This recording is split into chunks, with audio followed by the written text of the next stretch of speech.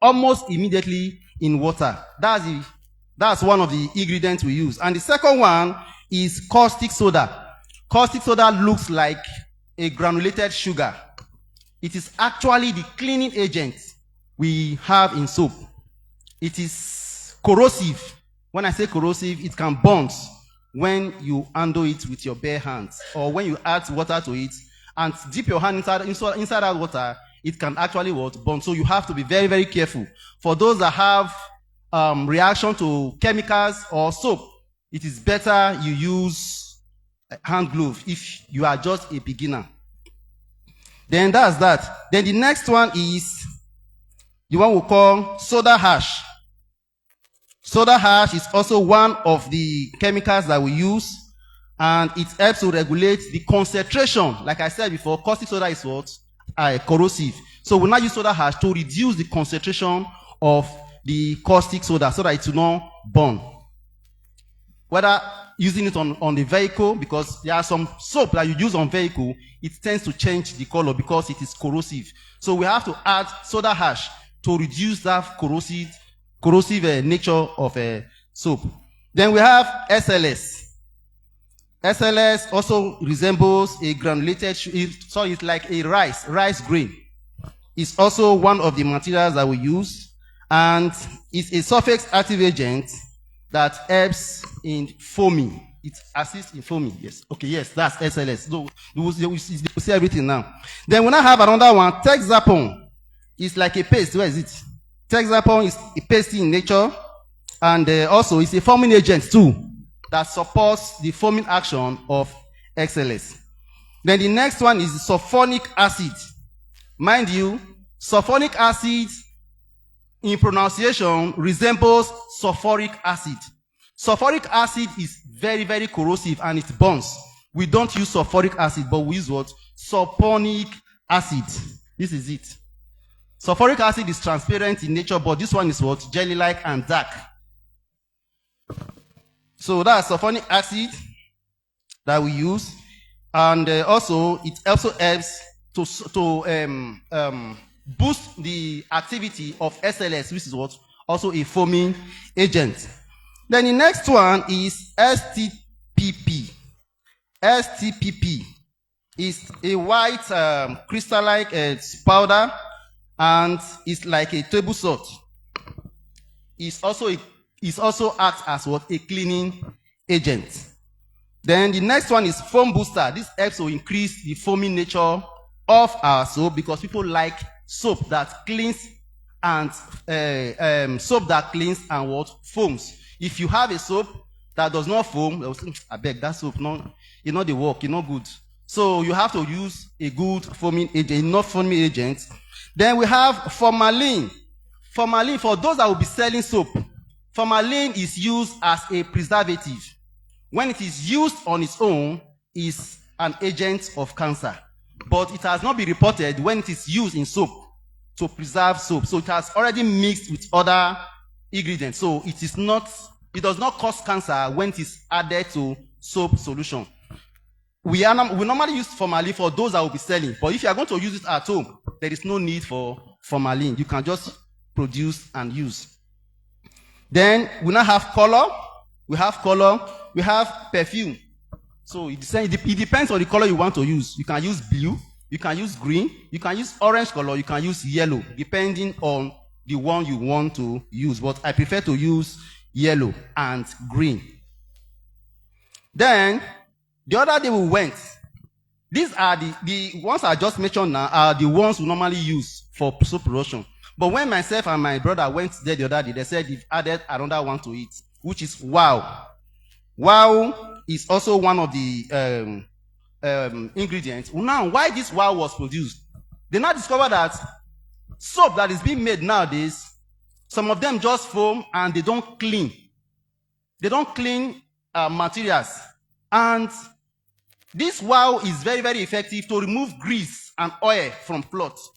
So there are some soap you begin to use enough soap to remove it, to wash your oily clothes or greasy clothes. It does not leave. So they now have to introduce this Wow. And another one is what? Booster N. Booster N also helps to boost the foaming agent or the foaming nature of a soap. Now, the next one, which is optional, is glycerin. You use glycerin if it's going to be your soap you are going to use at home. But the reason why I add it, why we want you to add it to soap that you make for production, it helps to make your soap glossy in nature. It gives it that shiny look. When you make soap and it is dull, it does not look palatable to people. But when it is shiny, it has this glossy nature, like mirror. So people will say, this is good soap. So glycerin also helps in that regard.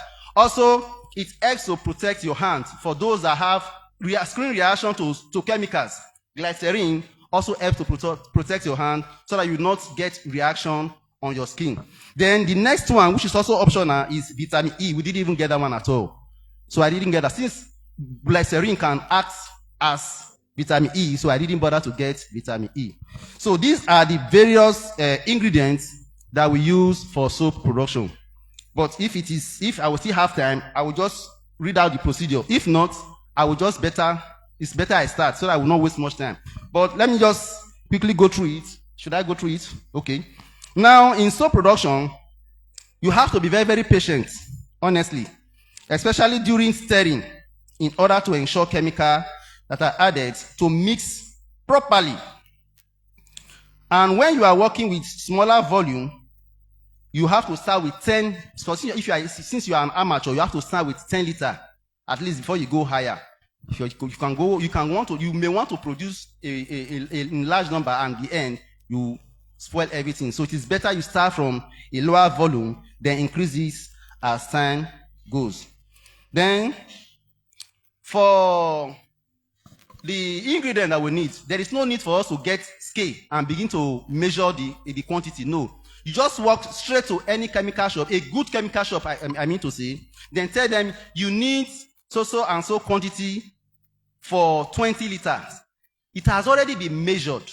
When you say you need for 20 liters, it is handed over to you and you use it for your 20-liter soup. But mind you, when you are buying material for 20-liter soap, it means that at the end you are going to get 40 liters or even 50, depending on the consistency of the soap. I hope you got this. If you want to make a 10-liter soap, it means that at the end of the production, you are going to have 20 or 25 liters at the end of the production, because as you are adding the ingredient, it increases in volume. So that's that. Then what you need to do first is you get a bowl. That's why I asked you to get this bowl. You get a 50-liter bowl. Then pour 40 liters of water in the bowl. Then from that 40 liters of water, that's where I want to take all the water you need for the mixture to dissolve all other chemicals that you need to, because some of these chemicals are going to be dissolved in water. It is from the 40-liter volume that you have here, you are going to take quantity from it to mix and also rinse the containers into this bowl. So first and foremost, we have to dissolve some of them that need to be dissolved. Now the first one we dissolve is caustic soda. You can be doing that as I'm just saying it now, or wait for them to see. Caustic soda, the one that looks like a sugar. So you have to dissolve that one with water, then you stir properly, then you keep aside. Then thereafter, what you now do, you dissolve the sulfonic acid and texapon together in another bowl and mix very, very well. Then separate. This one is the caustic soda. Just wait so that they will see it. So you have to mix the texapon and sulfonic acid together, then you keep aside. Then thereafter, you mix the soda ash and SLS together in another bowl, add water to it, then make sure you stir very well to dissolve, then keep aside. Then also, the next one is STPP. STPP is dissolved alone on its own container. You add enough water so that it will dissolve properly. It's like a rice grain. It does not dissolve on time. It's very, very difficult for STPP to dissolve. So you have to stir very well for you to have a homogeneous mixture. Then after that, you pour your booster N and wow in a separate bowl and dissolve with water Also make sure you mix properly for proper dissolution. Then at the end of it all, before then, you get your color, get a small bowl, small container, pour the color into it, then add little amount of water to dissolve the color.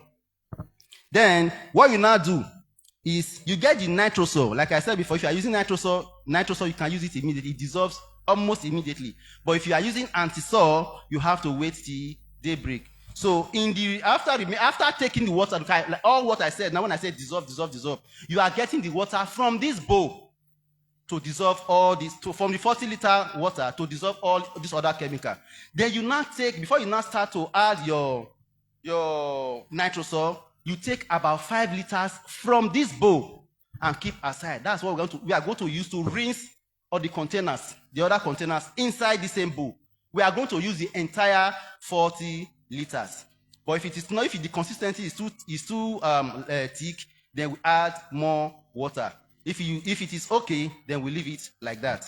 Then first we dissolve the remaining water left. You pour in your. After that, you now add in your mixture of Texapon and sulfonic acid, because they were mixed. You are not taking the mixtures from the bowls where you dissolve them. You're adding your Texapon to the container where you have the nitrosol. Then you mix properly, because when I say mix properly or mix very well or mix thoroughly, it is for us to have a homogeneous solution. Or mixture rather. If it is not homogeneous, you not see it. Because I liken the preparation of soap like cooking. If you don't add the ingredients as at when we are supposed to add it, you now at the end of it, you are going to have a separated mixture. So it is better we add them in that order. Then after adding the mixture of sulfonic acid and the Texapon, then you now add the caustic soda. Add the caustic soda, which is the cleaning agent, and stir or mix very, very well. Mix very, very well. Then thereafter, you now add a mixture of your SLS and soda ash and add to this same bowl. And also mix what? Properly. As you are adding, the volume is what? Increasing. As you are adding, the volume is increasing. And then, thereafter, you now add your dissolved STPP into the bowl, and make sure the STPP is dissolved or almost dissolved before you add it to it, so that it will not crystallize out later. Then after adding the STPP, you now add your foam booster. The foam booster is here. Add your foam booster, then you mix properly. Then after adding the foam booster, what you now do, you now add the mixture of your booster N and your wow, which is the newly introduced one now. You add the mixture of your booster N and wow and pour into the bowl and mix properly. Then after that, what you now do is you now add your formalin, which is the preservative. You add your formalin and stir very, very well. After formalin, what you now do, you now add your perfume. It is called perfume or fragrance. We have different types of perfume. We have lavender, we have strawberry, we have lemon, and so on. And we have ambipor, and so on and so forth, depending on the smell or the perfume you prefer. Then after that, the last one you add is the dissolved color. You now add your dissolved color and make sure you stir very, very, very, very well. You keep on stirring.